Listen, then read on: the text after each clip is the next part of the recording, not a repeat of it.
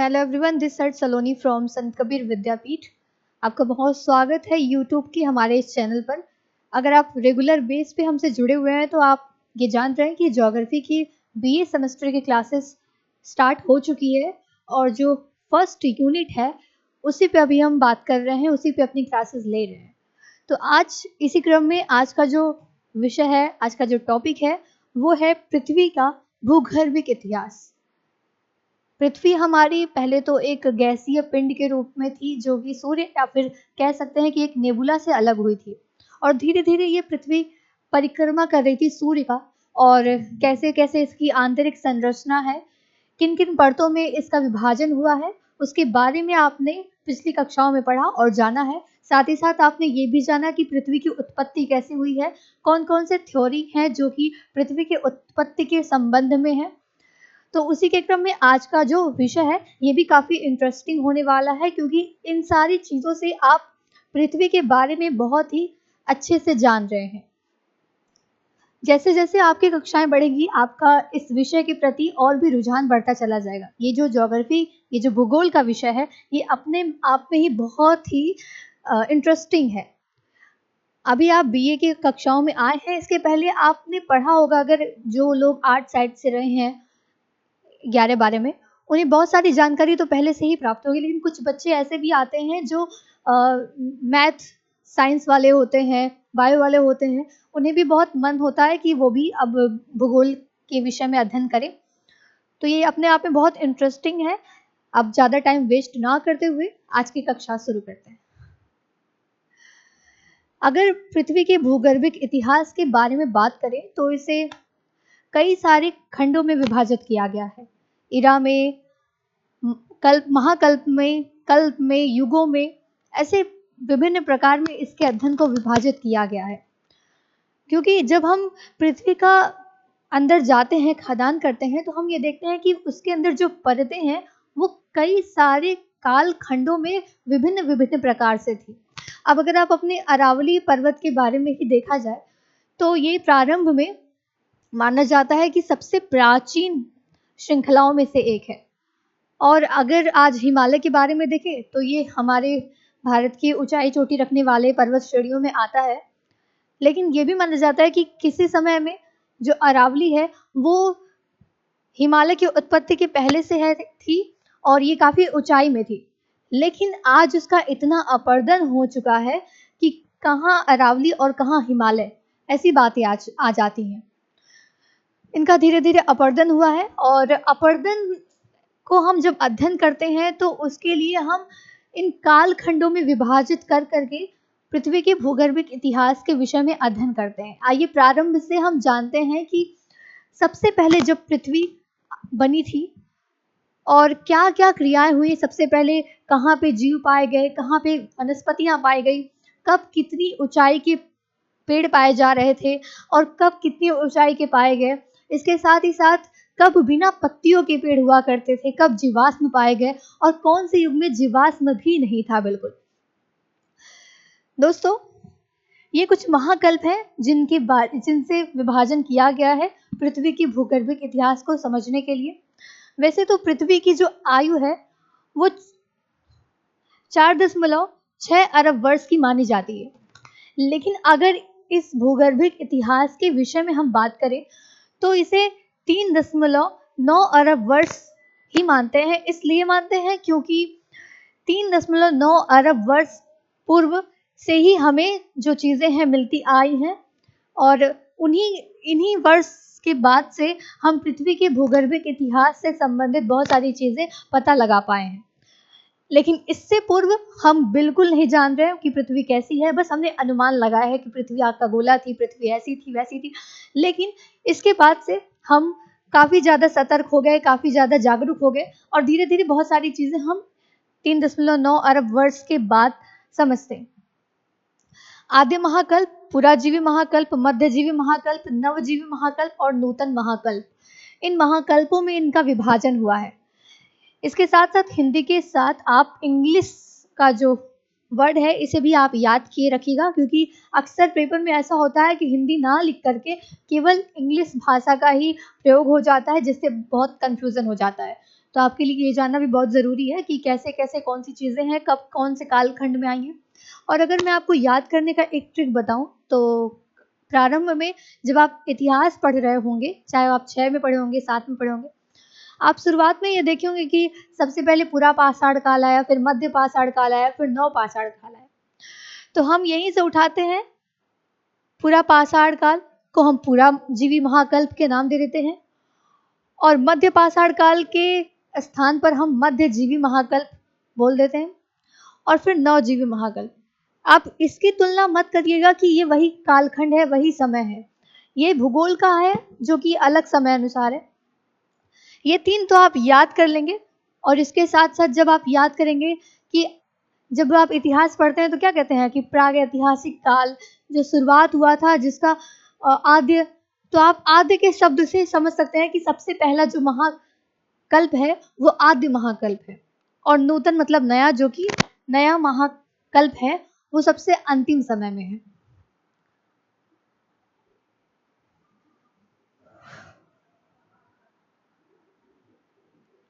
अब बात करते हैं आद्य महाकल्प यानी कि जो सबसे पहला महाकल्प है उसके बारे में।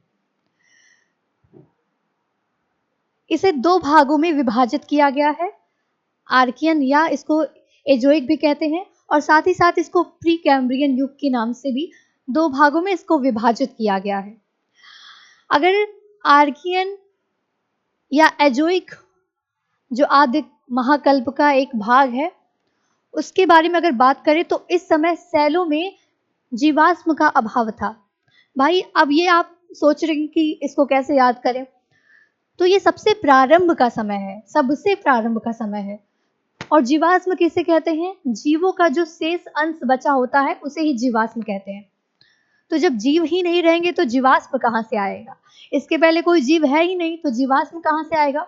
तो इसीलिए आप कह सकते हैं कि जीवाश्म का अभाव इस समय में पाया जा रहा था और जीवाश्म का अभाव जो होता है उसे प्राग जैविक कहते हैं और प्राग जैविक को आंग्ल भाषा में एजोइक के नाम से बोला जाता है।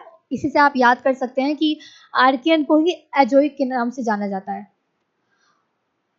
इसी समय चट्टानों में ग्रेनाइट और नीस की प्रधानता थी और जब ग्रेनाइट की प्रधानता होती है, नीस की प्रधानता होती है तो उस समय उस स्थान पर सोना और लोहा की भी प्रधानता होती है क्योंकि ऐसी जगहों पर ही सोना और लोहा पाया जाता है। इसी समय में कनाडियन सील्ड और फेनोस्कैंडिया सील्ड का निर्माण हुआ था। आइए बात करते हैं कि जो आद्य महाकल्प का दूसरा भाग है यानी कि प्री कैम्ब्रियन युग, प्री कैम्ब्रियन का समय। इसमें दोस्तों अभी तक तो था कि आर्कियन के समय में कोई भी जीव नहीं पाए जा रहे थे, लेकिन ये जो प्री कैम्ब्रियन का समय है इसमें रीढ़ विहीन जीव पाए जा रहे थे और साथ ही साथ गर्म समुद्रों में गर्म त्वचा वाले जीवों की उत्पत्ति होना शुरू हो गई थी। और जब प्री कैम्ब्रियन युग का अंतिम चरण चल रहा था, अंतिम समय जब चल रहा था, तो उस समय रीढ़ युक्त जीवों की उत्पत्ति भी होना प्रारंभ हो गया था। अगर हम भारत के विषय में बात करें तो इसी समय यानी कि प्री कैम्ब्रियन युग में अरावली और धारवाड़ चट्टानों का निर्माण होना शुरू हो गया था। अब आप सोच सकते हैं कि आद्य महाकल्प का एक भाग है प्री कैम्ब्रियन युग और उसी समय अरावली और धारवाड़ चट्टानों का निर्माण हुआ था। तो आप अनुमान लगा सकते हैं कि ये कितना पुराना है जो हमारी अरावली पर्वत श्रृंखलाएं हैं।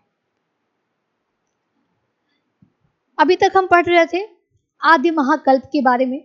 अब हम आते हैं जो हमारा दूसरा महाकल्प है पूरा जीवी काल। इसे प्रथम युग के नाम से भी जाना जाता है। यहीं से युग का प्रारंभ होना शुरू हो गया था। इसकी शुरुआत 600 से 500 मिलियन वर्ष के पूर्व मानी जाती है और आप कह सकते हैं कि ये सबसे बड़ा युग था। 100 मिलियन वर्ष का ये युग था जो काफी बड़ा था, काफी बड़ा माना जाता है। ये 100 मिलियन वर्ष का था, ये काफी बड़ा माना जाता है। इससे ज्यादा बड़ा कोई युग हुआ ही नहीं है। और इस समय एक और घटना हुई थी कि स्थल भागों पर समुद्रों का अतिक्रमण होना प्रारंभ हो गया था। मतलब समुद्र का पानी इतना ज्यादा बढ़ गया था कि वो स्थल भागों की तरफ आना प्रारंभ हो गया था और जब स्थल भागों की तरफ ये आना शुरू हो गया तो जो शैलें थी उनके ऊपर जीवाश्म पाए जाने शुरू हो गए थे। अभी तक क्या था कि समुद्री भाग में कुछ जीव पाए जाने लगे थे, और जब समुद्र का जल स्थल पर आता है तो कुछ जीव अवशेष रह जाते हैं जो कि हमारे स्थल के भाग जो हैं अवसादी स्थलों पर पाए जाने लगे। तो इसी से यह अनुमान लगाया गया कि कभी ना कभी तो समुद्र का जल इन स्थल भाग पर आया होगा, तभी यहाँ पर जीवाश्म पाए जा रहे हैं। अगर भारत के विषय में बात करें तो विंध्याचल पर्वत श्रेणी का निर्माण इसी समय में हुआ था। कब?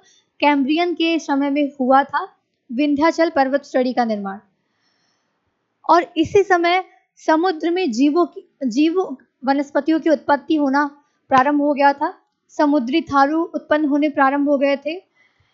एनिलिडा और आर्थोपेडा संघ का निर्माण होना शुरू हो गया था इसी समय में। आपको ये याद रखना बहुत जरूरी है। इसके साथ साथ आप थोड़ा डिटेल में भी इसके बारे में, और भी जब आपकी पुस्तिका है सविंद्र सिंह की बुक, उसे आप ले सकते हैं, उनसे आप पढ़ सकते हैं, तो आपको बहुत सारी जानकारी प्राप्त हो जाएगी। अब आइए बात करते हैं पुराजीवी काल के दूसरे भाग आर्डोविशियन। ये 6 भागों में बांटा गया है। ये जो पुराजीवी काल है, पहले क्या आद्य महाकल्प आया और उसके बाद पुराजीवी महाकल्प आया। इसे 6 भागों में बांटा गया है जिन्हें आज ही हम कवर करेंगे। जो दूसरा भाग है, पहला भाग तो हमने पढ़ा अभी कैम्ब्रियन एरा के रूप में, और दूसरा भाग हम पढ़ने जा रहे हैं आर्डोविशियन के रूप में पढ़ने जा रहे हैं। इसमें ये जो समय था ये 500 से 400 मिलियन वर्ष पूर्व का माना जाता है, और ये जो समय अंतराल था ये 60 मिलियन वर्ष का लगभग माना जाता है।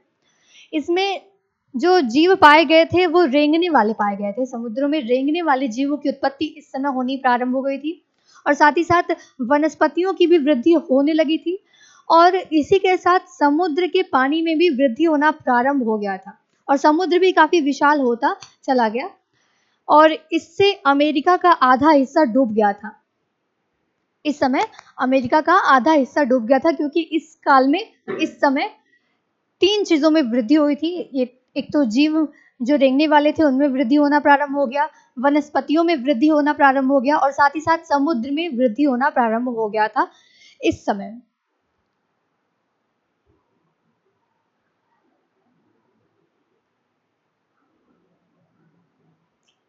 अब अगर बात करते हैं जो तीसरा समय है, पहले तो दूसरा आर्डोविशियन था, इसके बाद सिल्यूरियन ईरा जो आया, इसमें रेंगने वाले जीवों का विस्तार होना शुरू हो गया था, और ये रीढ़ युक्त थे। इसके पहले जो पाए जा रहे थे उसमें रीढ़ नहीं था। रीढ़ की हड्डी जो होती है, जो कि हमारे अंदर भी पाई जाती है, इसमें रेंगने वाले जीवों का विकास हुआ था जो कि रीढ़ युक्त थे। तो इसीलिए इसे कहा जाता है, इस समय खंड को कहा जाता है रीढ़ वाले जीवों का काल। क्या नाम दिया जाता है? रीढ़ वाले जीवों का काल। इसी समय प्रवाल जीवों का भी विस्तार हुआ था, जो समुद्र में पाए जाते हैं, जो भी प्रवाल भित्तियां होती हैं, इनका विस्तार होना प्रारंभ हो गया था। स्थल मंडल में भी वनस्पतियां पाई जाने लगी थी, लेकिन वो पत्ती विहीन थी, उनमें पत्तियां नहीं पाई जा रही थी।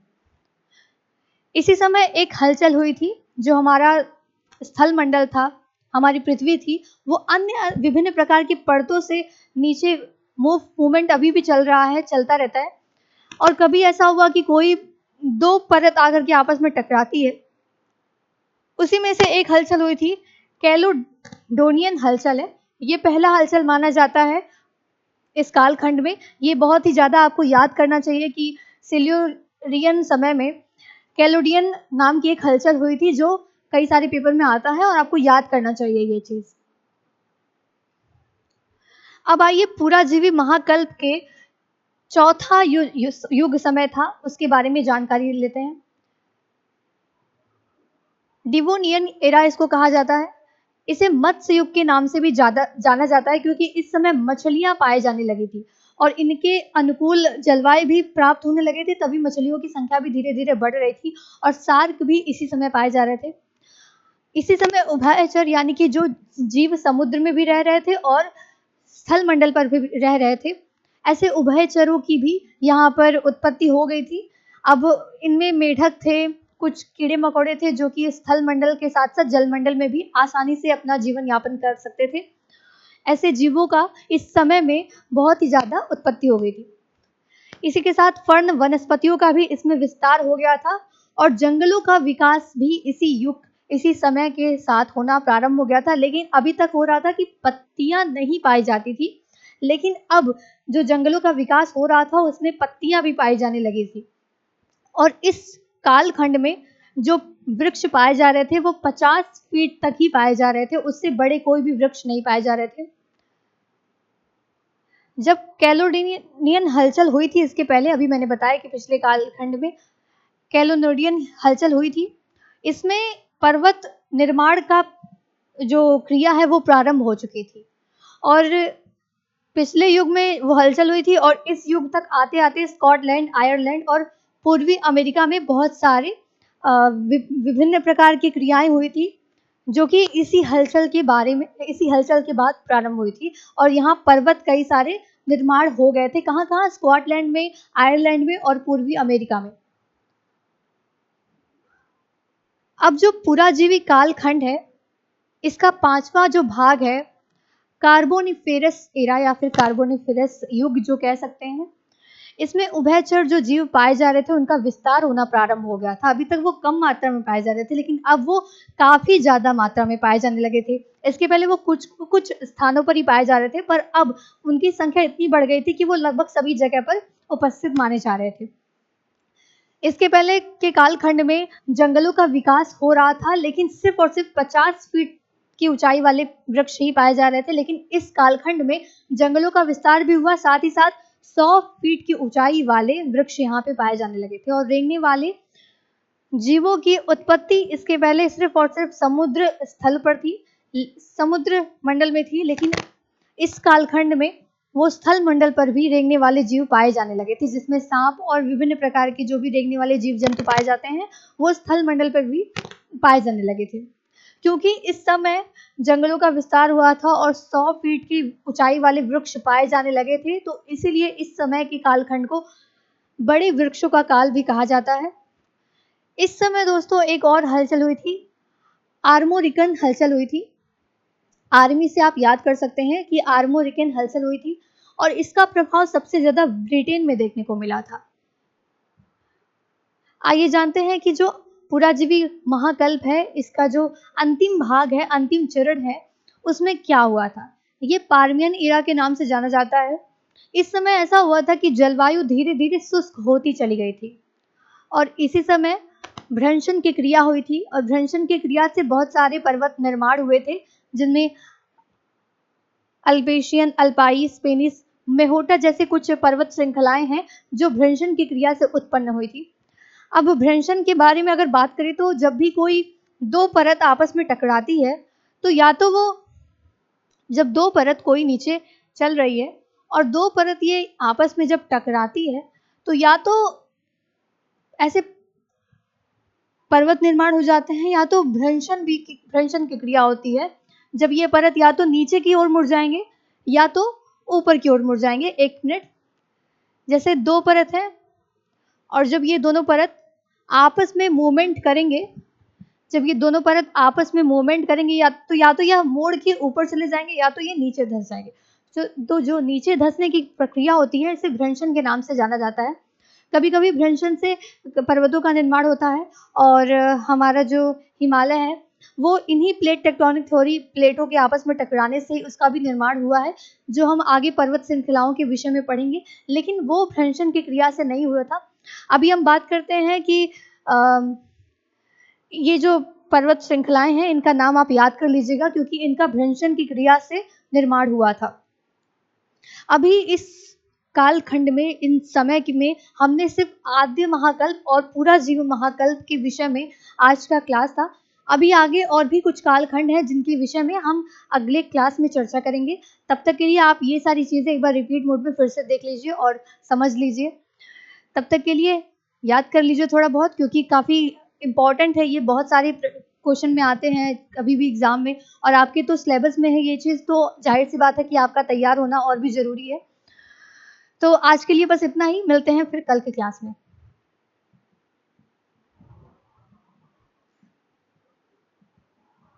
पाउस कर दिए सर?